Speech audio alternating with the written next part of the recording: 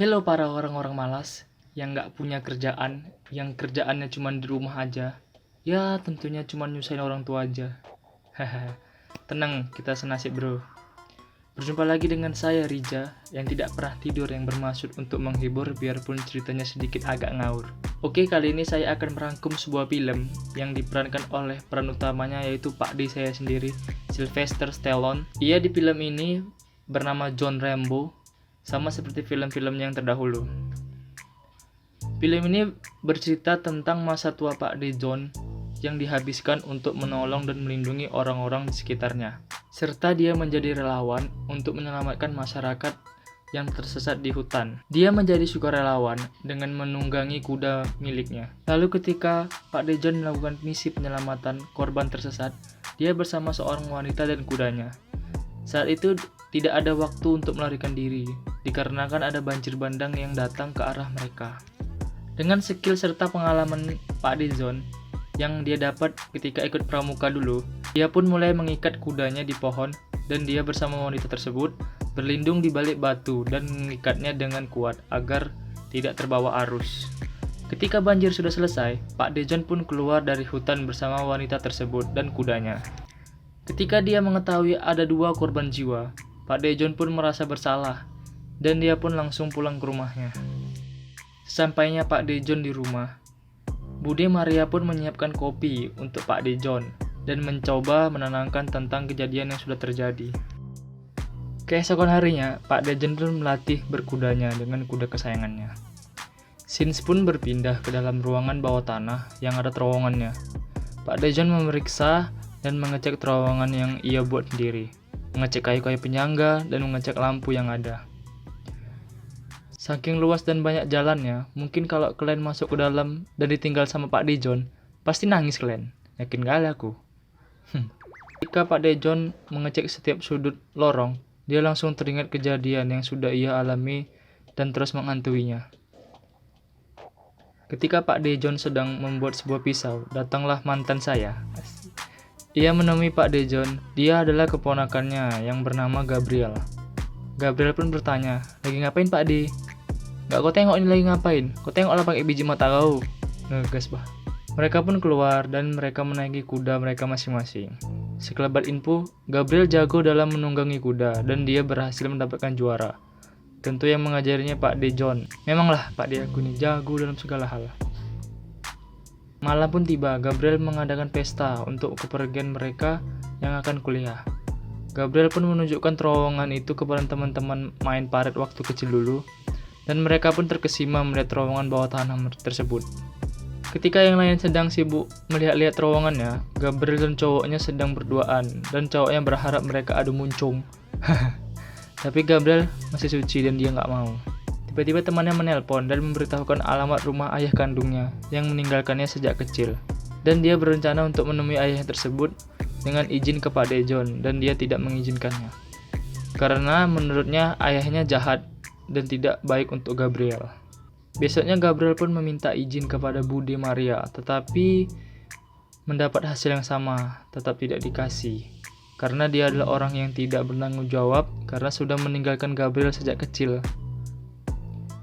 Dia pun pergi keluar dengan alasan ke rumah temannya dengan menggunakan mobilnya. Tetapi ketika di pertengahan jalan, dia pun malah putar arah dan pergi ke Meksiko menemui ayahnya sendirian. Ketika dia sampai di rumah Giselle yang membantunya mencari alamat rumah ayahnya itu, dia pun disuruh duduk dan melihat-lihat isi rumah Giselle. Pak D John pun yang di rumah sambil melatih kudanya khawatir mengingat keponakannya belum pulang-pulang juga. Malam pun tiba, Gabriel dan Giselle pergi ke tempat alamat yang sudah dia dapat dan menemui ayahnya. Langsunglah dia menemukan kamar tempat ayahnya tinggal. Mereka pun berbicara dan ayahnya membuat sakit hati lalu menangis. Giselle yang melihat Gabriel menangis, dia pun berencana mengajaknya ke tempat diskotik untuk menghiburnya. Ketika mereka sampai di diskotik dan menikmati suasana, gelasnya yang berisi minuman Gabriel pun dikasih obat bius oleh om koboi hidung belang. Dan dia pun menghilang. Scenes pun berpindah ke rumah seorang bandar narkoba dan sekaligus mucikari yang bernama Hugo. Anjay, jendelanya langsung menghadap ke laut bah. Pasti jendela rumah kalian masih menghadap jendela tetangga kan? Yakin kali aku. Dan seseorang yang bernama Don Miguel datang untuk membicarakan bisnis mereka. Ketika ingin membicarakan bisnis, adiknya yang bernama Victor malah bermain biliar bersama anak buahnya yang lain. Dan itu membuat Hugo kesal. Scenes pun berpindah ketika Pak De Jong memberi makan kuda-kudanya. Tiba-tiba Budi Maria datang dan memberitahukan bahwasannya Gabriel berada di Meksiko. Langsunglah Pak De Jong kesal dan langsung bersiap pergi. Ketika Pak De Jong sampai ke Meksiko, Pak De langsung mencari dan menjumpai Giselle. Dan dia mencari informasi terakhir. Pak De pun mengancam kalau dia tidak mengasih tahu informasi terakhir keberadaan ponakannya tersebut, dia akan membunuh Giselle. Mereka pun sampai ke tempat yang dituju dan Giselle memberitahu siapa pelaku yang menculik Gabriel. Lalu Giselle dibiarkan pergi. Pak De Jong pun terus mengawasi pelakunya hingga ia keluar bersama seorang wanita ke sebuah mobil. Ketika mau melakukan mantap-mantap, Pak De Jong pun langsung bereaksi sambil menunjukkan sebuah foto dan menanyakan keberadaannya. Anjayani, kukira awalnya titipnya yang ditusuk bah. Ketika Pak D beraksi, ada seorang wanita yang mengawasinya. Ia seorang jurnalis independen yang bernama Carmen Delgado, dan dia pun membuntuti Pak De Jong. Ketika sampai, Pak De Jong pun langsung pergi ke tempat yang sudah dikasih tahu tadi. Ketika dia dalam perjalanan, ada yang mengawasi dari atas. Dia pun dibuntuti dan digiring agar langsung bertemu bos besar mereka, ialah Martinez bersaudara, Hugo dan Victor. Ketika Pak De Jong sampai, Pak De pun diperiksa dan mereka menemukan sebuah foto Gabriel. Pak De Jong pun kesal, tetapi ditahan dengan anak buahnya yang menodong senjata begitu banyak. Tiba-tiba Victor menempas muka Pak De Jong dan dia terjatuh, lalu disusul dengan tendangan-tendangan madun oleh anak buahnya. Mungkin kalau kalian situ udah jadi peyek ikan cupang kalian. Ketika Pak De Jong sudah babak belur maksudnya, Hugo menyuruh Victor untuk menandai Pak De Jong dengan menggores di pipinya bentuk silang yang cukup dalam. Dan juga menyuruh untuk menandai Gabriel sama persis kayak Pak De Jong bentuk silang di pipi. Di saat Pak De Jong lemas, datanglah Carmen untuk menolongnya dan membawa ke rumahnya. Scenes berpindah ketika Victor ke penjara para gadis-gadisnya dan mengambil Gabriel. Dia pun langsung menyuntikkan sebuah narkoba ke lengannya. Ketika Gabriel langsung nge-fly dan udah tinggi, Victor pun menggores pipinya dan mungkin aja Victor langsung lihat pipinya. Mantap! Pak De Jong sudah sampai di rumah dan dia dirawat di rumahnya Carmen. Sementara Pak De Jong masih belum sadar. Gabriel terus-terusan disuntik dan dia diwik-wik tanpa henti.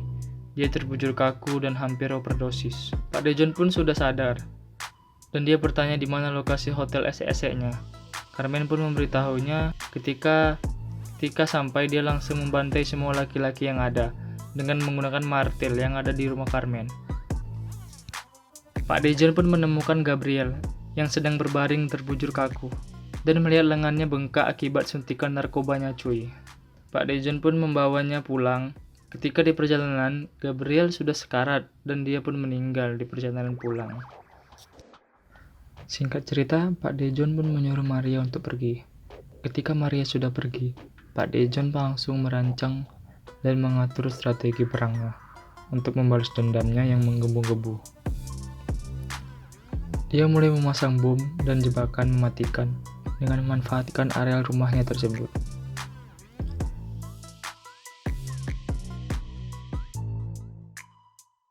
Dia pun mulai berlatih dan mengasah insting membunuhnya. Dia pun memicu peperangan dengan cara membantai satu persatu anggota Victor. Ketika sampai lantai atas, dia mencari Victor dan membunuhnya hingga kepalanya lepas dari badannya. Fix, Pak D, psikopat. Hingga memicu saudaranya Hugo marah besar dan akan membunuh Pak De Jong. Singkat cerita, Hugo bersama rombongannya sudah pergi menuju rumah Pak De Jong. Pak De Jong yang sudah mengatur strateginya dan membuat jebakan, dia pun sudah menunggu kedatangan tamunya tersebut. Pak De Jong menunggu strateginya pertama berhasil, dan terjadi ledakan besar. Pak De Jong pun langsung bergerak dan melancarkan strateginya yang sudah sangat matang. namanya juga mantan militer ya kan. Dia pun bergerak sesuai rencananya dengan cara memancing mereka masuk ke dalam terowongan yang sudah dia siapkan jebakan-jebakan yang sadis, dan membunuh satu persatu anggota Hugo dengan sangat sadis dan senyap.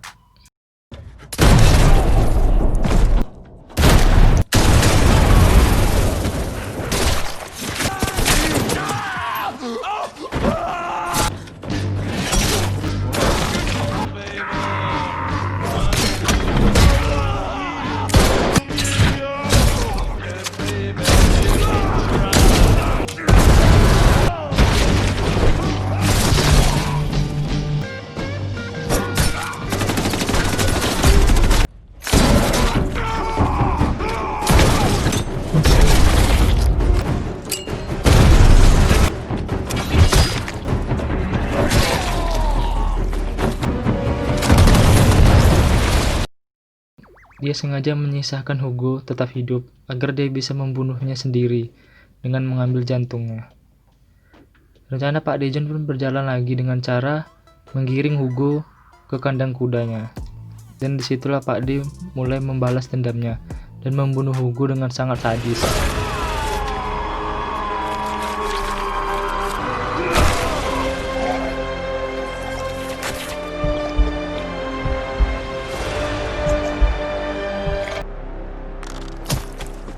Ketika semua sudah selesai, Pak Dejon pun keluar dan duduk di kursi goyangnya dan memikirkan hidup ke depannya bagaimana.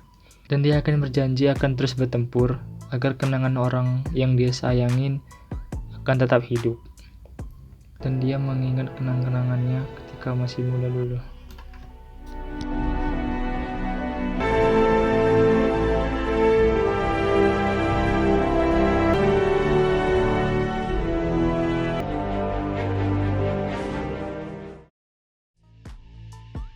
Oke, terima kasih semuanya yang sudah mengklik dan menonton video ini. Semoga kompor saya ada gunanya dan dapat menghibur kalian semuanya. Ya, kalaupun tidak, maklumin lah, namanya juga masih anak bawang ya kan. Mohon dukungannya dengan cara like, komen yang membangun, dan subscribe.